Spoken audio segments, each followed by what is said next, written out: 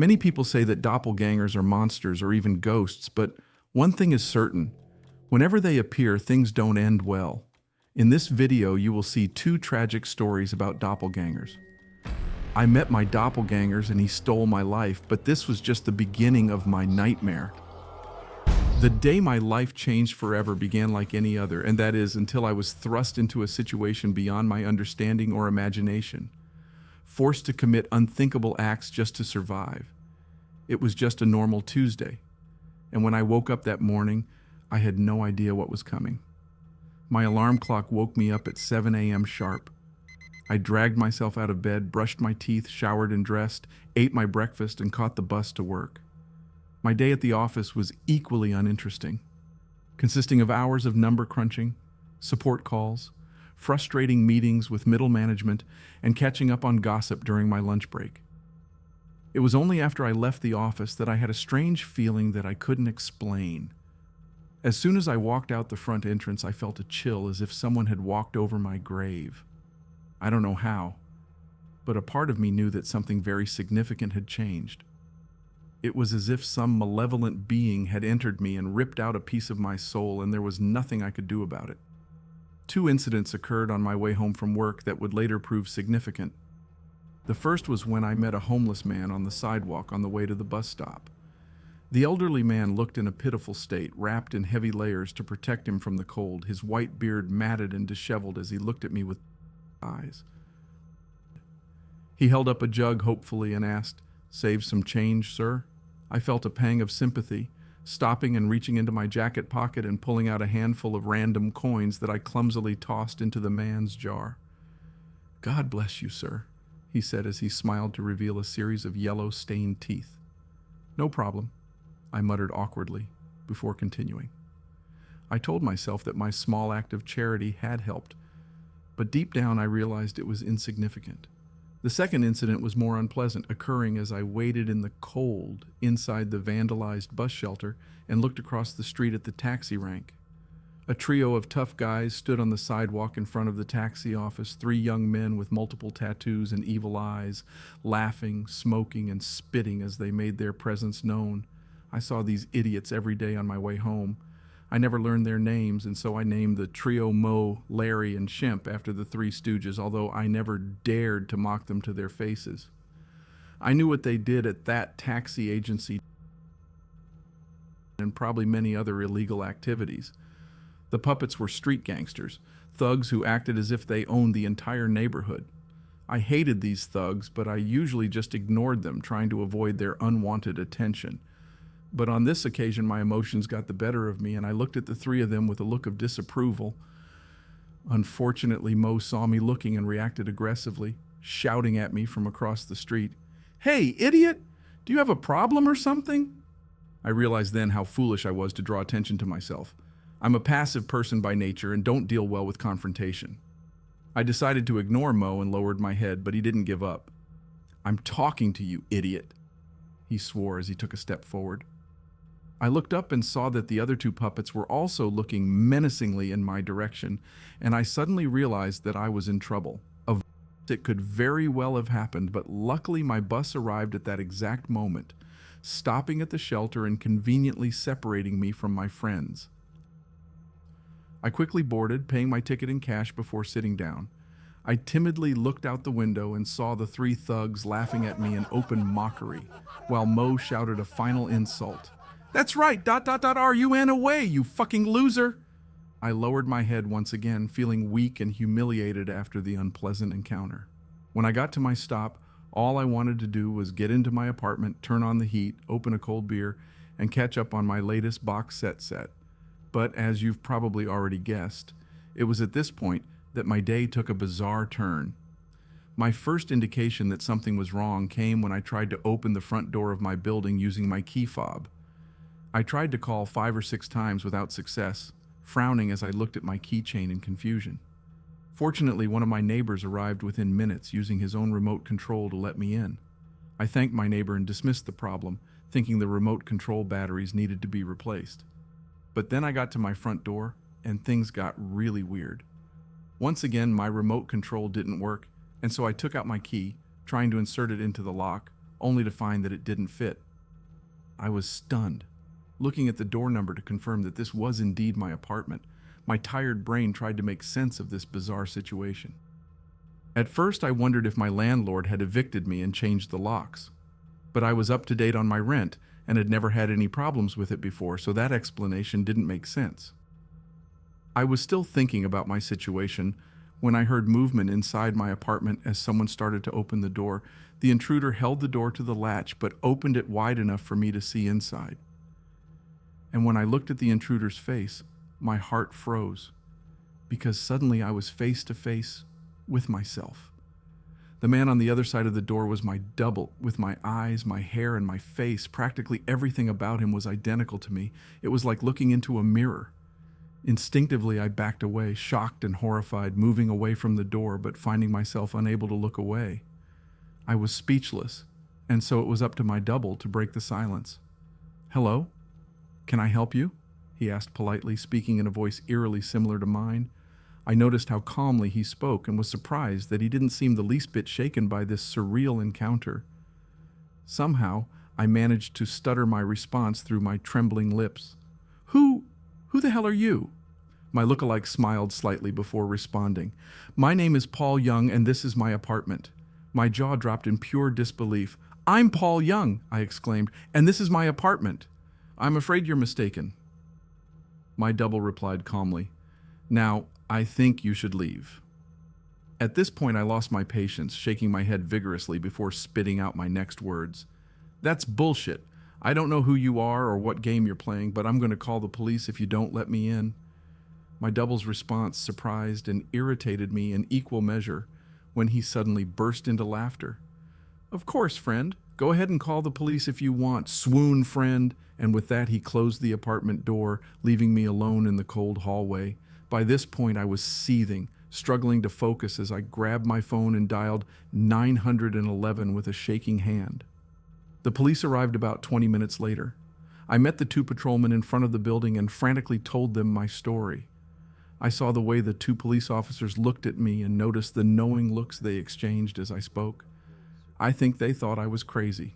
True, my report didn't make logical sense, but I needed them to believe me. Finally, I convinced the police to come up to my apartment and confront the imposter. I was forced to stand in the hallway with the junior officer while his partner spoke to the intruder who had taken over my house. My anger only increased when I saw my doppelganger engage amicably with the officer at the door before inviting him inside. The police officer showed up a few minutes later and came to talk to me. "The man who lives at this address is Mr. Paul Young. He provided the necessary documents to prove his identity," he explained firmly. "What?" I exclaimed in complete dismay.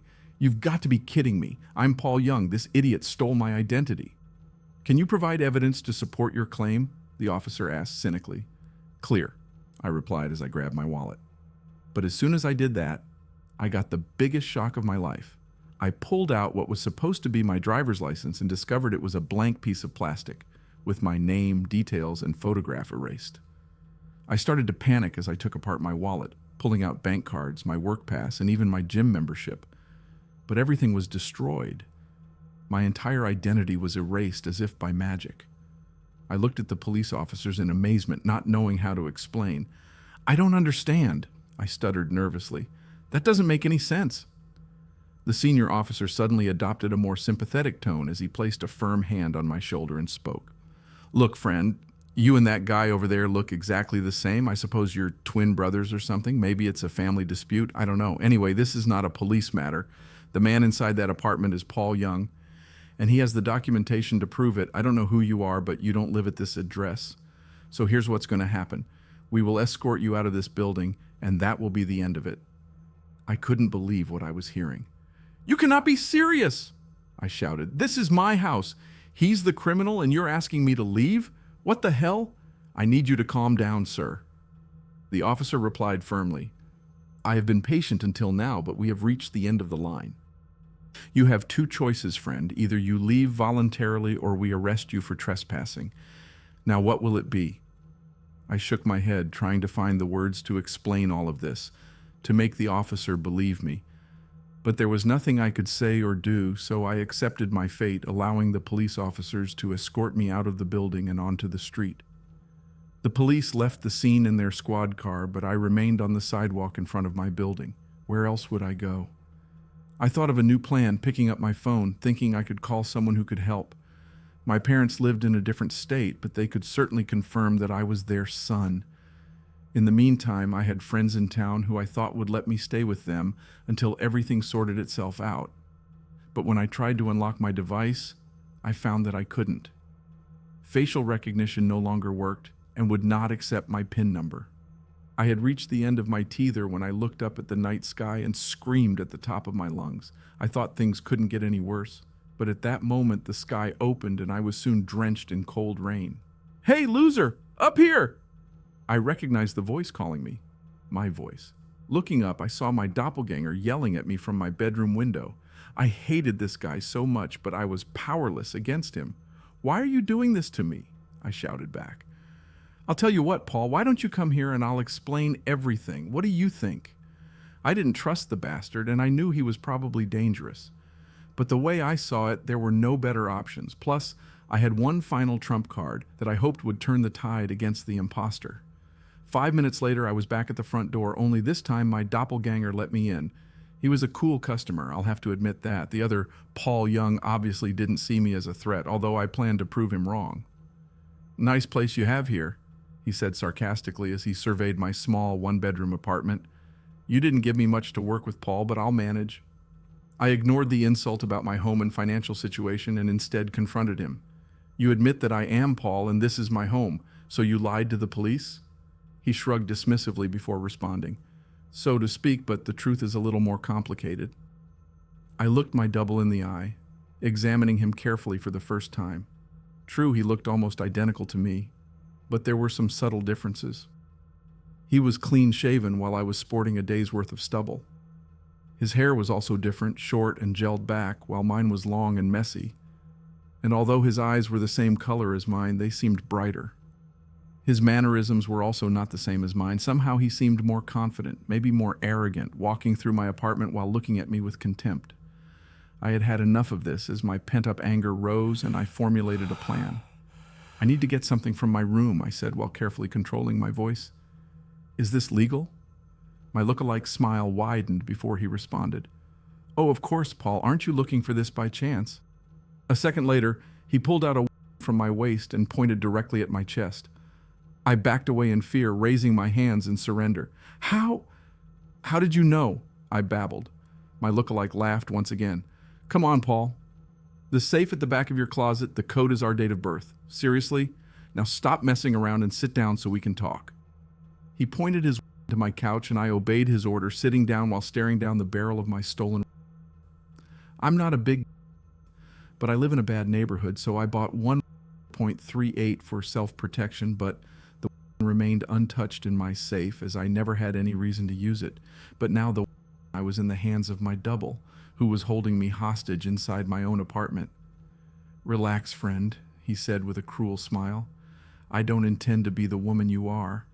I'm just taking precautions for my own safety." He lowered the making me feel a little more at ease. "I still do not understand." I exclaimed, "Who are you?" The other Paul rolled his eyes in frustration. "You do not understand? I am you." An alternate version of Paul Young from another dimension. True Twilight Zone shit, my friend. I shook my head vigorously, refusing to believe what I was hearing. "No, that's not possible. This can't be happening," I muttered. The other me shrugged once more before responding. "Believe me or not," he said, "it makes no difference to me, friend." I took a deep breath, meeting my double's gaze as I tried to understand this madness. "Okay, let's say I believe you," I replied nervously. "So why are you here? And what do you want from me?" "I don't want anything from you, Paul. I'm just here to deliver a message, to keep the chain going, so to speak. Your time in this dimension is over, and if you want to survive, you will want to follow my instructions." I was really scared and had so many questions, so I asked the most obvious one without thinking. "What do you mean by my time is up?" My double sighed loudly and looked like he was losing patience with me. "Listen, friend, I was in the same boat as you not long ago. There I was, minding my own business and living the best way I could. Then one day I came home to find someone else living in my house. And guess what? He looked like me. I raised an eyebrow in surprise before the other me responded. Yes, that's right, Paulo. I was in the exact same position as you and had to follow the rules to survive and get here. Now it's your turn, friend. But this is my home, I repeated angrily. This is my place. No more, he replied. Your keys don't work. Your IDs have been erased and you can't access your phone, isn't it? I nodded meekly to confirm.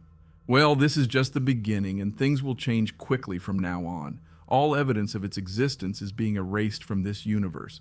There can't be two Paul Youngs in the same dimension for long, you see. He paused briefly, the tone of his voice becoming more serious as he spoke his next words. You have until midnight, friend. Then it's game over. An icy chill ran through my entire body as I tried to comprehend this terrible threat to my existence. What happens at midnight? I whispered in fear. Do I just disappear? I saw fear enter the other man's eyes before he responded. You will cease to exist in this universe. After that, you go somewhere else. I don't know all the details, but I have an idea of what awaits the versions of us who fail in their mission. And believe me, friend, that's not good. My brain was running miles an hour at this point. I struggled to breathe and felt like the walls were closing in on me. I still couldn't believe any of this was real. But there must be a way out, I pleaded. You survived, so I can too, right? Clear. He confirmed with a nod. I'll help you with the just like the last guy helped me, but you need to do your part, Paul, and it won't be easy.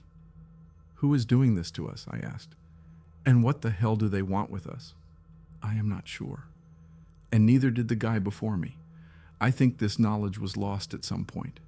My guess is that a version of us made a deal with some nasty interdimensional demonic beings, and now we're all paying the price. As for why they're doing this, I think they just like playing with us little ones. It's just a game to them, you see. They make the rules and we have to follow them. That's the way things are. I took a deep breath before asking my next question. Okay, so what do I have to do? My double's eyes lowered before he responded with a dark tone of voice. It is a Paul, and there's only one way to win. You have to take 3 lives by midnight. 3 souls, that's their price. I gasped in disbelief. Do you want me to kill 3 innocent people? I exclaimed in disgust. The other man looked irritated, gritting his teeth before responding. I do not want you to do anything. I'm just communicating the rules of the game. It's up to you to decide what to do with this information. As for the innocents, well, that's up to you too. The rules don't specify who you are. You can't think of 3 idiots who deserve to. I could, of course, think about the incident from earlier in the day, but I didn't believe I could do that. I'm not one, I muttered as I lowered my head. Neither was I. He replied, Not until I fulfill the deed. You'd be surprised what we're capable of doing when our backs are against the wall. Still, I can't tell you what to do, Paul. The decision is yours, but you need to make it quickly, my friend. Clock is ticking. He carefully placed the on the coffee table in front of me, and I just looked at the for a long time as it slowly dawned on me that my old life was gone forever. 30 minutes later, I was sitting on the bus with a baseball cap and scarf covering my face as I held the in his jacket pocket, shaking almost uncontrollably as he considered the previously unthinkable action he needed to take. My double explained everything before I left. I would take to the streets and commit a triple homicide, while he remained in my apartment and prepared for the. What could go wrong? A million possibilities were running through my head. I didn't completely trust my double, but I also didn't see any other option. And somehow I knew he wasn't lying about my situation. Deep in my soul, I could feel it slipping away from me. I felt like I no longer belonged to this universe. I would become a non-person, an imposter who would soon be ripped from this world so that balance could be restored. But even in my state of pure despair, I still questioned whether I could take 1 human life, let alone 3 lives. Was I capable of committing such a heinous act? I will find out soon. The bus stopped abruptly, and the driver told me that this was my stop. I sat there for a moment, unable to move or respond. It was only after the driver called me a second time that I was finally able to stand up on shaky legs, walking slowly down the hallway and not looking at the driver as I stepped out onto the sidewalk. As the bus pulled away, I turned toward the taxi rank, taking a deep breath as I approached my targets. Mo, Larry, and Shemp were all sitting at the front of the office, handing out a base while telling crude jokes and laughing. They didn't notice me until I was almost on top of them, standing on the sidewalk right in front of the small office. Mo was the first to see me, looking surprised and irritated by my sudden appearance. I don't know why, but at that moment I pulled my scarf down to reveal my face. I think I wanted him to know it was me. Mo's look of bewilderment was soon replaced by one of recognition and then open mockery. "Well, well, look who's back, boys," he said. A chorus of cruel laughter followed as the three puppets turned towards me. Mo frowned before continuing. "So, what do you want, idiot? One girl to spend the night? You better have money." I didn't say anything. I didn't utter a word. But I met his gaze, hatred growing in my heart as I tried to prepare myself for the terrible task that lay ahead. Mo quickly lost his temper, his tone becoming increasingly hostile. "Hey, idiot, if you're not buying it, you need to get off my block. I'm not kidding here." Once again, I didn't respond or move. My hand was in my pocket, holding my with force, but I haven't removed it. Not yet. "I think this guy has an ear problem," Larry said. "Yes," Mo responded. "Well, let's see if I can help you." With that, he reached behind the counter and pulled out a baseball bat. I responded in kind, taking the from the jacket and pointing it at his head. Mo was shocked, stepping back as he stared down the barrel of my. But my hand was shaking and I couldn't pull the trigger. Mo noticed my hesitation, his fear turning to fury as he raised the bat and growled. "You don't have the courage," Mo cried. I don't know what happened next, but something clicked inside me. I steadied my hand and squeezed the trigger. Bang! A went off and Mo's head exploded into viscera and watched his limp body fall heavily to the ground. Seconds later, Larry jumped out of his chair, his eyes filled with shock and adrenaline. I reacted on instinct, shooting twice and hitting Larry in the chest. He fell back into the chair, his jaw dropping open as he fell. Shemp was quicker to react, drawing a before I could aim again. I saw him cock the and I panicked, running out the door as Shemp fired and the glass shattered behind me. I kept running, hiding behind a parked car as Shemp fired again, shattering the windshield. Adrenaline coursed through my veins as I fled the scene, hearing Shemp scream after me with pure fury in his voice, crying, "I'm going to get you, the woman! I go the woman, you son of out!" I ran 4 or 5 blocks, only stopping when I ran out of breath. A was still in my hand and my whole body was shaking. I couldn't believe I had just the woman and 2 men, but the worst thing is that I failed in my mission.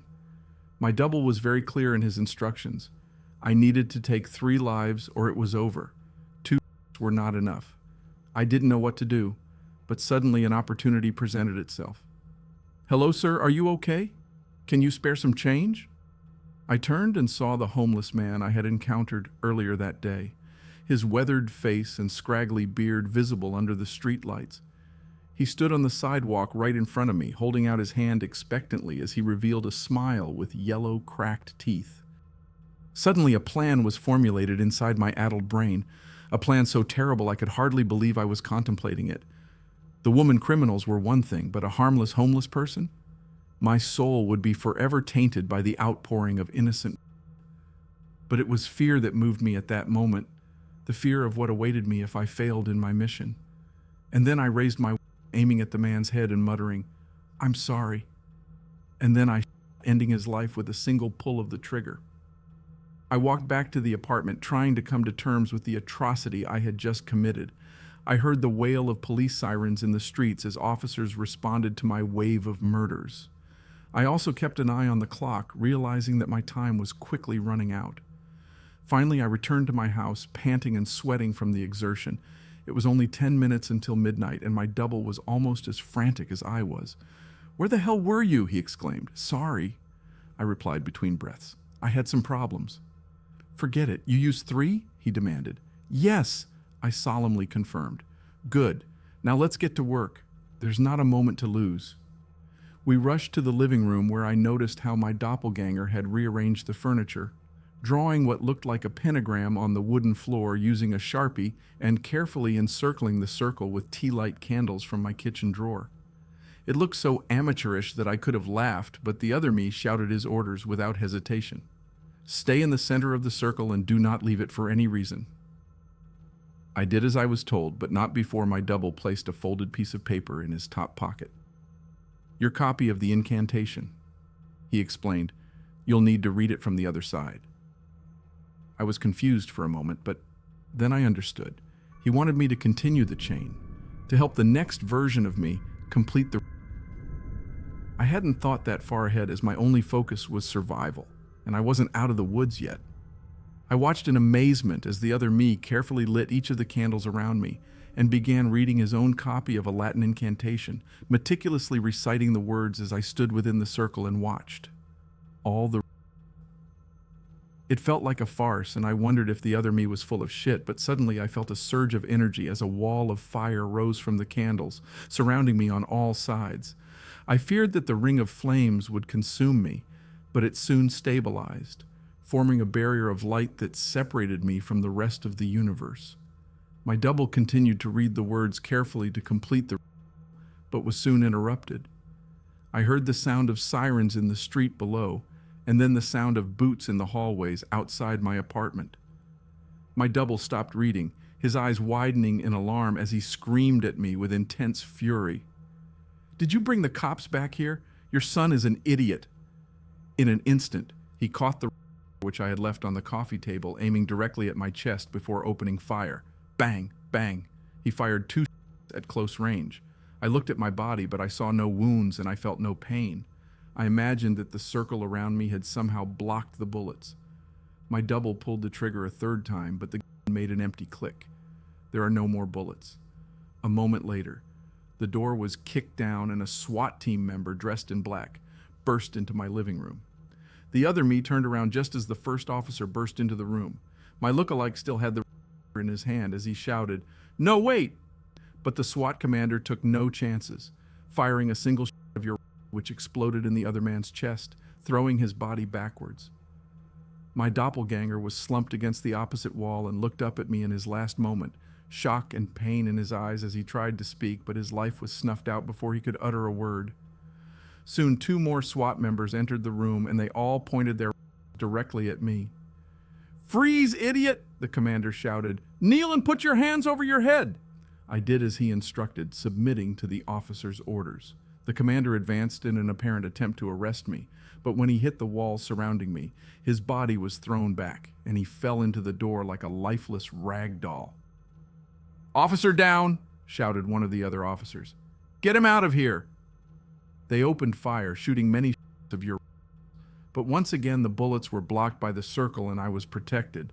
I was safe for now, but I had no idea how long this supernatural protection would last. Clearly the other self had not finished the before. I didn't know what to do and almost succumbed to blind panic, but then I remembered the sheet of paper my double handed me. Ignoring the SWAT team's shoots and reloads, I reached into my pocket and pulled out the note, my hands shaking and my mind racing as I scanned the page and tried to figure out where my recently deceased doppelganger had ended up. I had a eureka moment when I realized there were only 2 words left to say, which I read out loud through my trembling lips. Initium novum. Everything changed in a second as the circle burned with a new intensity, and suddenly the SWAT team, my apartment, everything melted.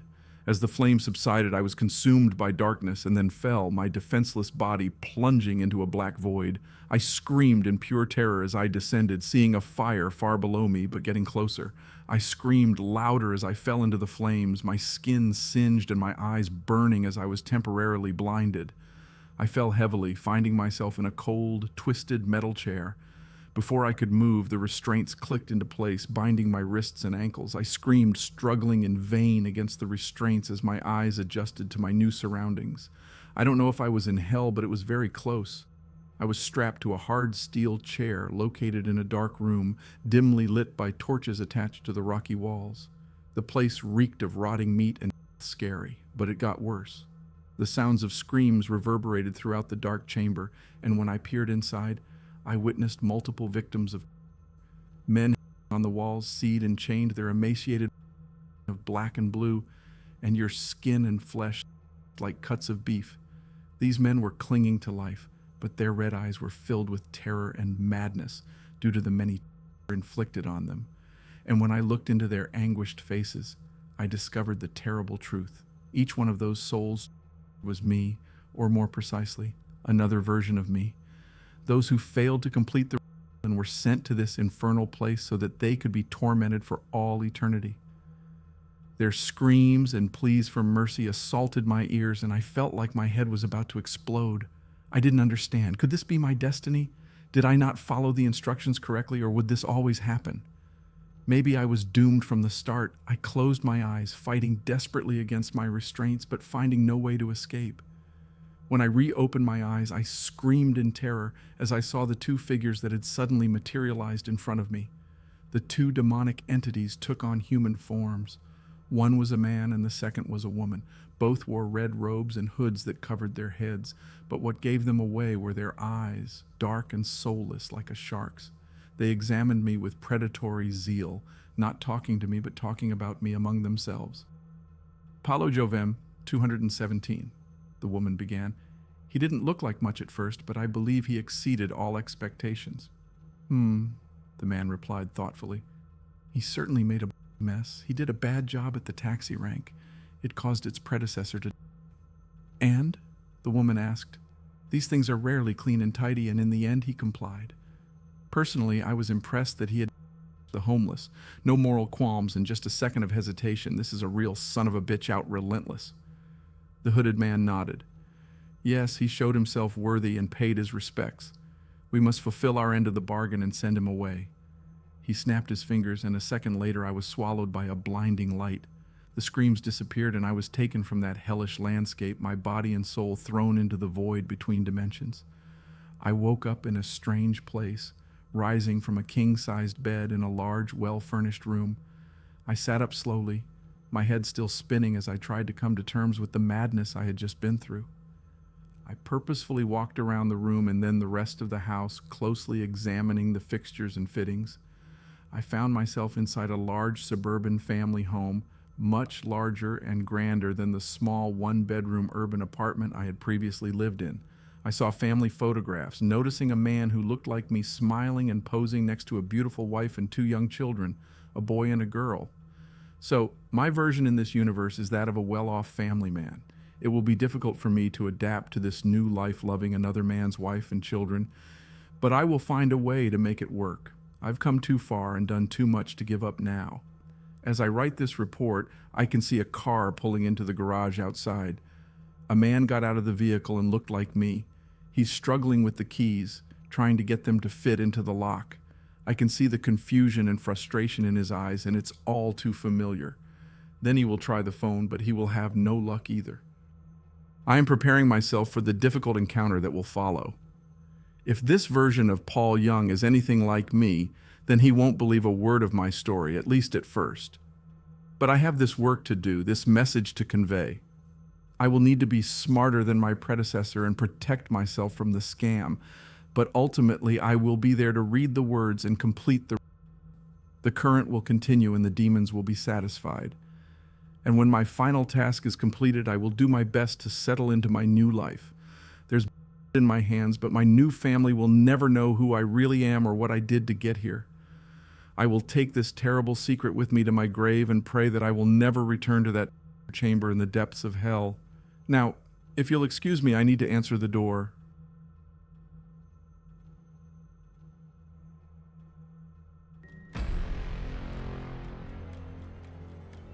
Psychosis. Sunday, I don't know why I'm writing this on paper and not on my computer. I think I just noticed some strange things. It's not that I don't trust the computer.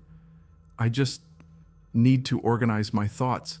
I need to write down all the details somewhere objective, somewhere where I know that what I write can't be erased or altered. Not that that ever happened. It's just everything gets confused here, and the fog of memory gives things a strange look. I'm starting to feel cramped in this small apartment. Maybe that's the problem. I just had to choose the cheapest apartment, the only one in the basement. The lack of windows here makes day and night seem to pass without a hitch. I haven't been out for a few days because I've been working intensely on this programming project. I suppose I just wanted to finish. Hours of sitting and staring at a monitor can make anyone feel weird. I know, but I don't think that's it. I'm not sure when I started feeling like something was off. I can't even define what it is. Maybe I just haven't spoken to anyone in a while. That was the first thing that occurred to me. Everyone I normally talk to online while programming is either idle or simply not logged in. My instant messages go unanswered. The last email I received was from a friend saying he would talk to me when he got back from the store, and that was yesterday. I would call from my cell phone, but the reception is terrible here. Yes, that's it. I just need to call someone. I'll leave. Well, that didn't work out very well. As the tingle of fear fades, I feel a little ridiculous for being scared. I looked in the mirror before leaving, but I didn't shave the 2-day stubble I had grown. I thought I was just going out for a quick cell phone call, but I changed my shirt because it was lunchtime and I figured I had run into at least one person I knew. That ended up not happening. I hope so. When I left, I slowly opened the door to my small apartment. A small feeling of apprehension had already lodged itself in me somehow for some indefinable reason. I chalked it up to not having talked to anyone but myself for a day or two. I looked down the gray, dingy hallway, made even dingier by the fact that it was a basement hallway. On one side, a large metal door led to the building's furnace room. It was locked, of course. 2 dingy soda machines stood off to the side. I bought a soda the first day I moved in, but it had an expiration date of 2 years. I'm pretty sure no one knows these machines are here, or my cheap landlady just doesn't care to restock them. I closed the door softly and walked in the other direction, careful not to make any noise. I have no idea why I chose to do this, but it was fun to give in to the strange urge not to break the buzzing soda machines, at least for now. I reached the stairs and walked up the stairs to the front door of the building. I looked through the small square window of the heavy door and got a huge shock. It was definitely not lunchtime. The darkness of the city loomed over the dark street outside, and the lights at the intersection in the distance flashed yellow. Dark clouds, purple and black from the city's glow, hovered overhead. Nothing moved except the few trees on the sidewalk that moved in the wind. I remember shivering even though I wasn't cold. Maybe it was the wind outside. I could vaguely heard it through the heavy metal door and knew it was that unique kind of night wind, the kind that was constant, cold, and silent, except for the rhythmic music it made as it passed countless invisible trees. Sheets. I decided not to leave. Instead, I put my cell phone up to the small window in the door and checked the signal meter. The bars filled the meter and I smiled. It's time to hear someone else's voice, I remember thinking, relieved. It was such a strange thing to not be afraid of anything. I shook my head, silently laughing at myself. I hit the speed dial on my best friend Amy's number and held the phone to my ear. It rang once, but then stopped. Nothing happened. I listened to the silence for a good 20 seconds and then hung up. I frowned and looked at the signal meter again. Still full. I went to dial her number again, but then my phone rang in my hand. Startling me, I put it in my ear. "Hello?" I asked, immediately fighting a small shock at hearing the first spoken voice in days, even if it was mine. I'd grown accustomed to the monotonous hum of the building's inner workings, of my computer and the soda machines in the hallway. At first there was no response to my greeting, but then finally a voice came. "Hey!" said a clear male voice, obviously college-aged like me. "Who is it?" "John," I replied, confused. "Oh, sorry, wrong number," he replied, and hung up. I slowly put the phone down and leaned against the thick brick wall of the stairs. That was weird. I looked at my incoming call list, but the number was unfamiliar. Before I could think any more about it, the phone rang loudly, shocking me once again.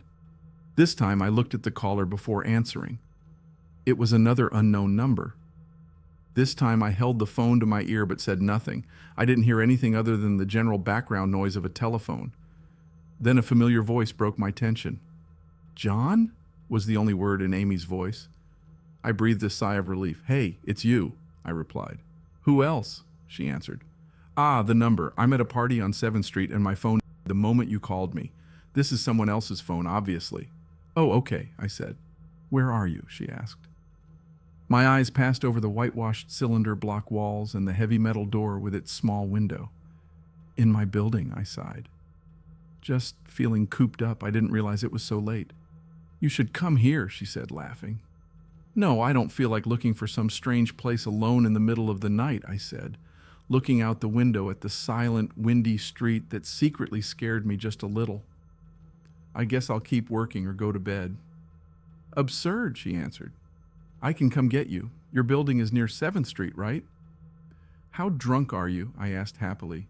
Do you know where I live? Oh, of course, she said abruptly. I guess I can't get there walking, huh? You could if you wanted to waste half an hour, I told her. Okay, she said. Okay, I have to go. Good luck with your work. I put the phone down once again, looking at the flashing numbers as the call ended. Then the monotonous silence suddenly reasserted itself in my ears. The two strange calls and the eerie street outside only reinforced my loneliness in this empty stairwell. Perhaps because I had seen too many horror films, I had the sudden and inexplicable idea that something might look through the door window and see me, some kind of horrible entity that hovered on the edge of solitude, just waiting to approach unsuspecting people who approached it. Deviated. Very far from other human beings. I knew the fear was irrational, but there was no one else around, so I went downstairs, ran down the hall to my room, and closed the door as quickly as I could, remaining silent. Like I said, I feel a little ridiculous for not being afraid of anything, and the fear is gone. Writing this helps a lot. It makes me realize that nothing is wrong. It filters out incomplete thoughts and fears and leaves only cold, hard facts. It's late. I got a call from a wrong number in Amy's phone. Then she called me from another number. Nothing strange is happening. Still, there was something a little strange about that conversation. I know it could have just been the alcohol she drank, or was it really her that seemed strange to me, or was it... Yes, that was it. I didn't realize it until this moment, writing these things. I knew writing things down would help. She said she was at a party, but I only heard silence in the background. Of course, this doesn't mean anything in particular, as she could have simply left to make the call. No, it couldn't be that either. I didn't hear the wind. I need to see if the wind is still... Monday, I forgot to finish writing last night. I'm not sure what I expected to see when I ran up the stairs and looked through the window of the heavy metal door. I feel ridiculous. Last night's fear seems nebulous and irrational to me now. I can't wait to get out into the sunlight. I'm going to check my email, shave, shower, and finally get out of here. Wait, I think I heard something. It was thundering. The whole sunlight and fresh air thing didn't happen. I went out to the stairs and went upstairs only to find disappointment. The small window in the heavy metal door showed only running water as the torrential rain beat against it. Only a very faint, shadowy light filtered through the rain, but at least I knew it was daytime, even if it was a gray, sickly, rainy day. I tried to look out the window and hoped that a flash of lightning would illuminate the darkness, but the rain was too heavy, and I could make out nothing but strange, vague shapes moving at strange angles in the waves that lapped at the window. Disappointed, I turned around, but I didn't want to go back to my room. Instead, I went up the stairs, past the first floor and the second. The staircase ended on the 3rd floor, the highest floor in the building. I looked through the glass that ran up the outside wall of the stairs, but it was the thick, warped kind that scattered the light. Not that there was much to see through the rain to begin with. I opened the stairwell door and walked down the hall. The 10 or so thick wooden doors, painted blue long ago, were all closed. I listened as I walked, but it was midday, so I wasn't surprised to hear nothing but the rain outside. As I stood there in the dark hallway, listening to the rain, I had the strange, fleeting impression that the doors looked like silent granite monoliths erected by some ancient, forgotten civilization with some unfathomable guardian purpose. Lightning flashed, and I could have sworn that for a moment the old, blue-grained wood looked like rough stone. I laughed at myself for letting my imagination get the better of me. But then it occurred to me that the darkness and lightning must mean there was a window somewhere in the hallway. A vague memory came flooding back, and I suddenly remembered that the 3rd floor had an alcove and a window built into the middle of the hallway. Excited to look at the rain and possibly see another human being, I quickly walked to the alcove, finding the large, thin glass window. The rain came down on it as it did on the front door window, but I managed to open it. I reached out to open it, but hesitated. I had the strangest feeling that if I opened that window, I would see something absolutely horrible on the other side. Everything has been so weird lately. So I came up with a plan and came back here to get what I needed.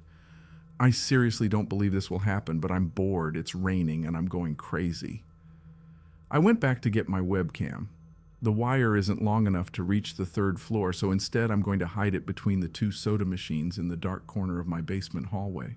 run the wire along the wall and under my door, and place black tape over the wire to blend it with the black plastic strip that runs along the base of the hallway walls.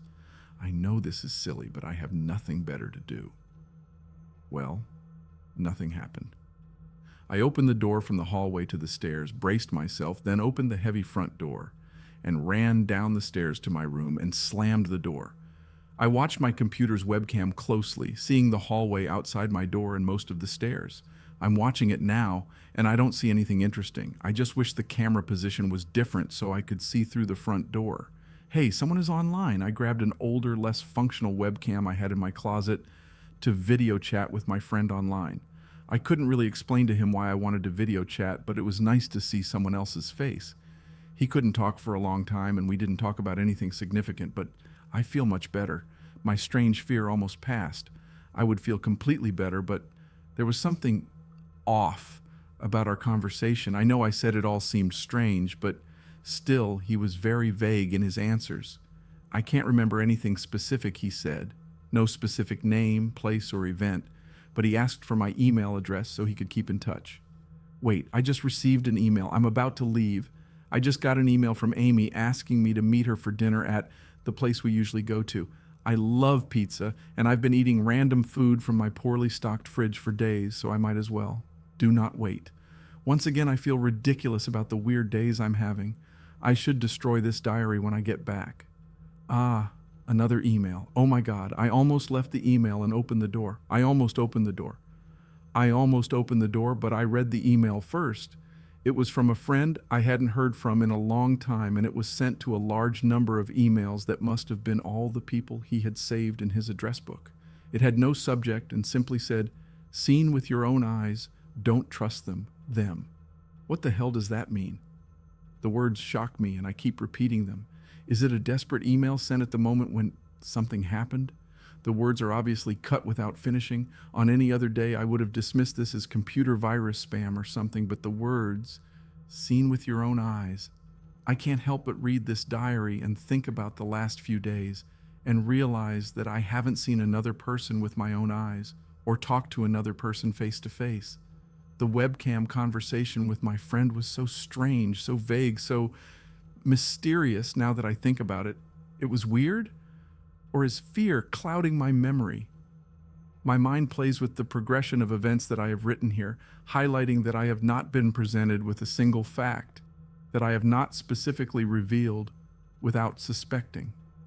The random wrong number that got my name and the subsequent strange call from Amy, the friend who asked for my email address. I messaged him first when I saw him online, and then I received my first email a few minutes after that conversation. Oh my God, that phone call with Amy. I said it on the phone. I said it was a half-hour walk from 7th Street. They know I'm close there. What if they're trying to find me? Where is everyone else? Why haven't I seen or heard from anyone else in days? No, this is crazy. This is absolutely crazy. I need to calm down. This madness needs to end. I do not know what to think. I furiously ran around my apartment, holding my cell phone in every corner to see if it got a signal through the heavy walls. Finally, in the tiny bathroom near a corner of the ceiling, I got a single bar. Holding my phone there, I sent a text to every number on my list. Not wanting to betray anything about my unfounded fears, I simply sent, "Have you seen anyone face to face lately?" At this point, I just wanted any answer back. I didn't care what the answer was or if I was embarrassed. I tried calling someone a few times, but I couldn't lift my head high enough, and if I lowered my cell phone an inch, it would lose signal. Then I remembered the computer and ran to it, instant messaging everyone online. Most were idle or away from the computer. Nobody responded. My texts became more frantic, and I began telling people where I was and stopping by in person for a variety of almost unacceptable reasons. I didn't care about anything at that point. I just needed to see someone else. I also tore apart my apartment looking for anything I might have lost, some way to contact another human being without opening the door. I know it's crazy, I know it's baseless, but what if, and if, I just need to be sure. I glued the phone to the ceiling just in case Tuesday the phone rang. Exhausted by last night's, I must have fallen asleep. I woke up to the phone ringing, ran to the bathroom, climbed onto the toilet, and opened the phone stuck with tape to the ceiling. It was Amy, and I feel so much better. She was really worried about me and had apparently been trying to get in touch with me since the last time I spoke to her. She's coming over now, and yes, she knows where I am without me telling her. I feel so embarrassed. I'm definitely throwing this journal away before anyone sees it. I don't even know why I'm writing now. Maybe it's because it's the only communication I've had since God knows when. I look horrible too. I looked in the mirror before coming back here. My eyes are sunken, my stubble is thicker, and I look generally unhealthy. My apartment is a mess, but I'm not going to clean it. I think I need someone else to see what I've been through. These last few days have not been normal. I'm not one to imagine things. I know I was a victim of extreme probability. I've probably missed seeing someone else a dozen times. It happened that I would go out late at night or in the middle of the day when everyone had already left. It's all perfectly fine, I know that now. Also, last night I found something in the closet that helped me tremendously. A television. I set this up just before writing this, and it's in the background. Television has always been an escape for me and reminds me that there is a world beyond these dirty brick walls. I'm glad Amy was the only one who responded to me after last night's frantic pestering of everyone I could get in touch with. She's been my best friend for years. She doesn't know, but I consider the day I met her one of the few moments of true happiness in my life. I remember that hot summer day fondly. It feels like a different reality from this dark, rainy, lonely place.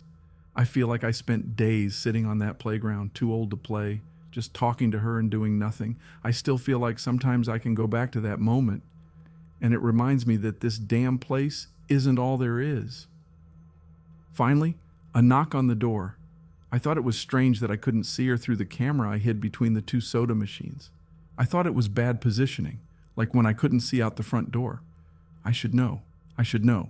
After the knock, I shouted through the door, jokingly, that there was a camera between the soda machines, because I was ashamed of having carried this paranoia until now. After doing so, I saw the image of her walking up to the camera and looking at it. She smiled and waved. "Hey," she said to the camera happily, giving him a wry look. "It's weird, I know," I said into the microphone connected to my computer. "I've had a strange few days." "It must have," she replied. "Open the door, John." I hesitated. How could I be sure?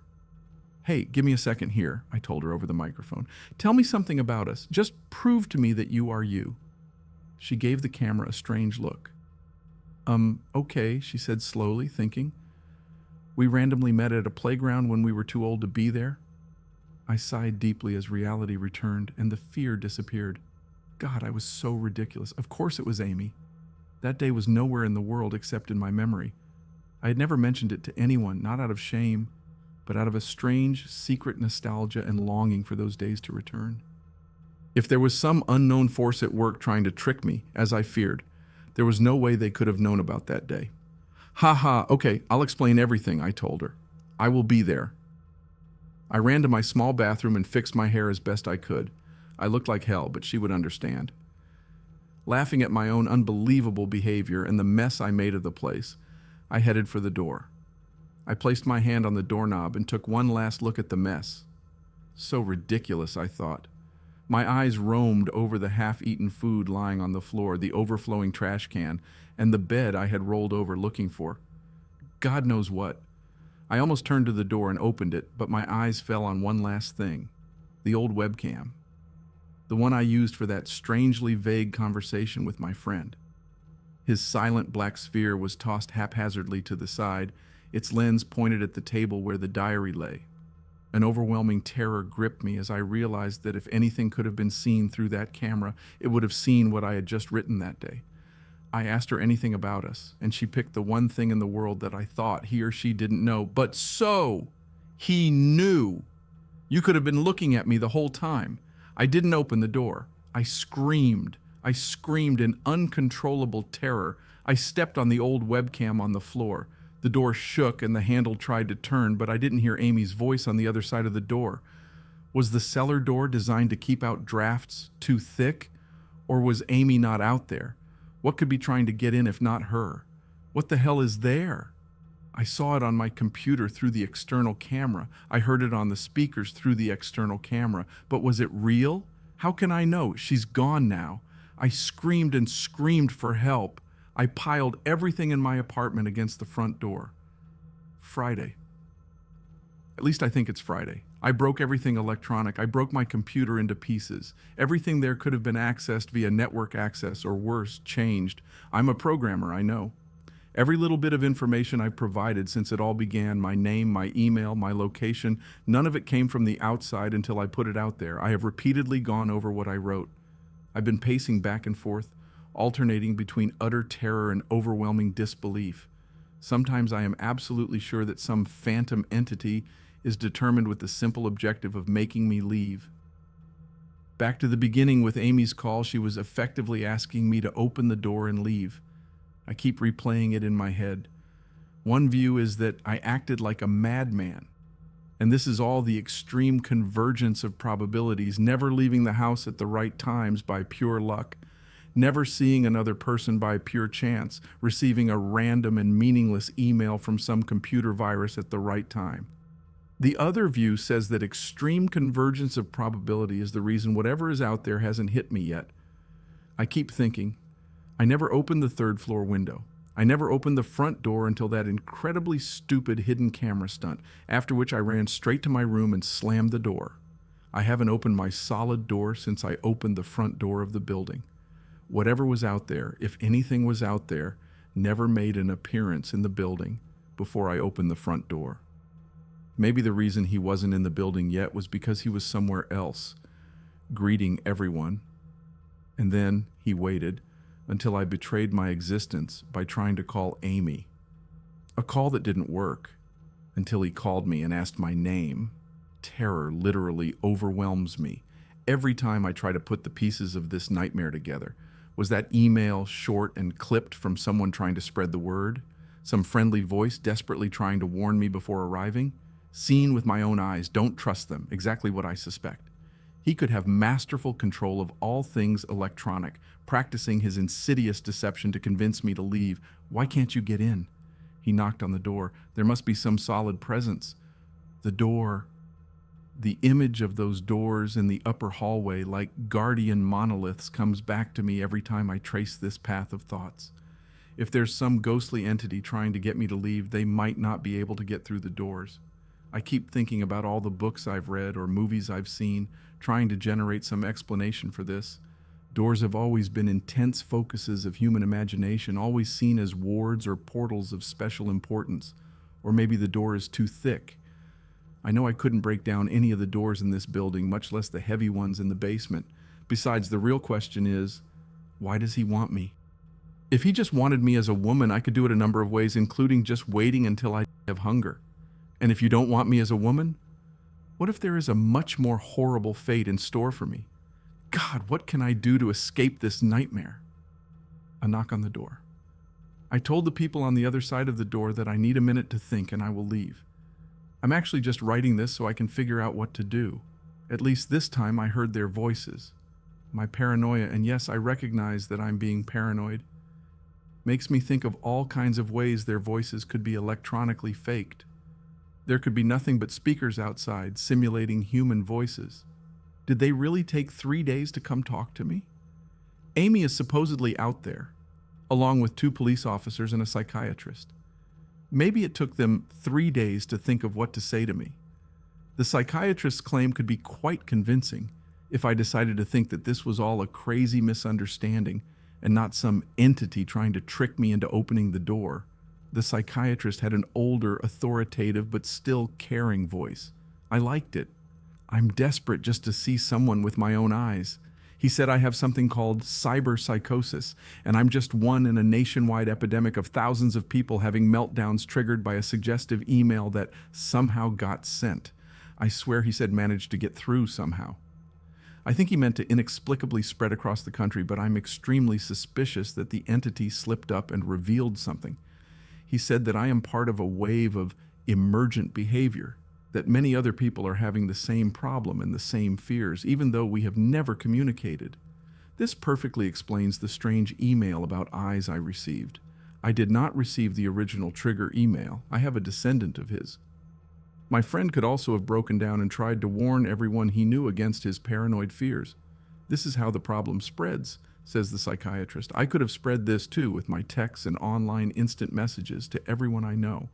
One of those people might be melting down right now after being triggered by something I sent her, something she can interpret any way she wants, something like a message saying, "Seen anyone face to face lately?" The psychiatrist told me that he didn't want to lose another one, that people like me are intelligent, and that is our downfall.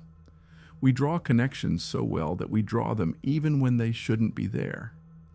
He said it's easy to fall into paranoia in our fast-paced world, an ever-place where more and more of our interaction is simulated. I have to give him something. It's a great explanation. Explains everything clearly. In fact, it explains everything perfectly. I have every reason to shake off this nightmarish fear that something, consciousness or being out there, wants me to open the door so that it can capture me to some horrible fate worse than life. It would be foolish, after hearing this explanation, to stay here until to die of hunger just to anger the entity that could have gotten everyone else. It would be foolish to think that, after hearing this explanation, I could be one of the last people alive in an empty world, hiding in my safe basement room, spitting out some unthinkable deceptive entity just by refusing to be captured. It's a perfect explanation for every strange thing I've seen or heard, and I have every reason in the world to let all my fears go and open the door. That's exactly why I'm not going. How can I be sure? How can I know what is real and what is deception? All those damn things with their wires and signals that originate from some invisible source. They're not real, I can't be sure. Signals through a camera, fake video, misleading phone calls, emails. Even the television broken on the floor. How do I know if it's real? It's just signs, waves, light, the door. It's knocking on the door. It's trying to get in. What insane mechanical device could he be using to simulate the sound of men attacking heavy wood so well? At least I'll finally see for myself. There's nothing left here to fool me. I've destroyed everything else. You can't fool my eyes, can you? Seen with your own eyes, don't trust them. Wait, was that desperate message telling me to trust my eyes or warning me about my eyes too? Oh my God, what's the difference between a camera and my eyes? Both transform light into electrical signals. They are the same. I can't be fooled. I have to be sure. I have to be sure. Unknown date. I calmly asked for paper and a pen day after day until finally he gave it to me. Not that it matters. What will I do? Take out my eyes? The bandages feel like part of me now. The pain disappeared. I think this will be one of my last chances to write legibly, as without the vision to correct the errors, my hands will slowly forget the movements involved. This is a kind of self-indulgence. This writing is a relic from another time, because I'm sure everyone left in the world is dead, or something much worse. I sit against the padded wall day after day. The entity brings me food and water. She disguises herself as a kind nurse, an unfriendly doctor. I think you know that my hearing has improved considerably now that I live in darkness. He fakes conversations in the hallways in case I overhear. One of the nurses talks about having a baby soon. One of the doctors lost his wife in a car accident. None of this matters. None of this is real. None of this affects me, not like her. This is the worst part, the part I almost can't handle. The thing comes at me disguised as Amy. Your recreation is perfect. It sounds exactly like Amy, looks exactly like her. It even produces a reasonable facsimile of tears that makes me feel on its realistic cheeks. When you dragged me here the first time, you told me all the things I wanted to hear. She told me that she loved me, that she had always loved me, that she didn't understand why I did this, that we could still have a life together. If only I would stop insisting that I was being deceived. She wanted me to believe, no, she needed me to believe she was real. I almost fell for it. I really did. I doubted myself for a long time. In the end, however, it was all too perfect and too real. Fake Amy used to come every day and then every week and finally stopped coming. But I don't think the entity will give up. I think the waiting game is just another one of their strategies.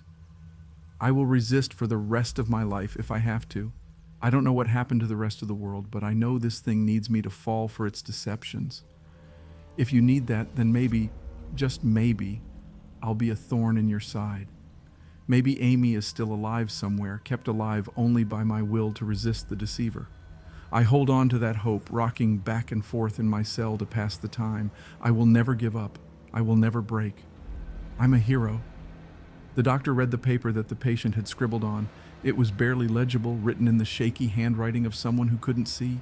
He wanted to smile at the man's unwavering determination, a reminder of the human will to survive, but he knew the patient was completely delusional. After all, a sensible man would have fallen for the deception a long time ago. The doctor wanted to smile. He wanted to whisper words of encouragement to the delusional man. He wanted to scream, but the nerve filaments wrapped around his head and in his eyes made him do otherwise. His body entered the cell like a puppet and told the patient once again that he was wrong and that there was no one trying to deceive him.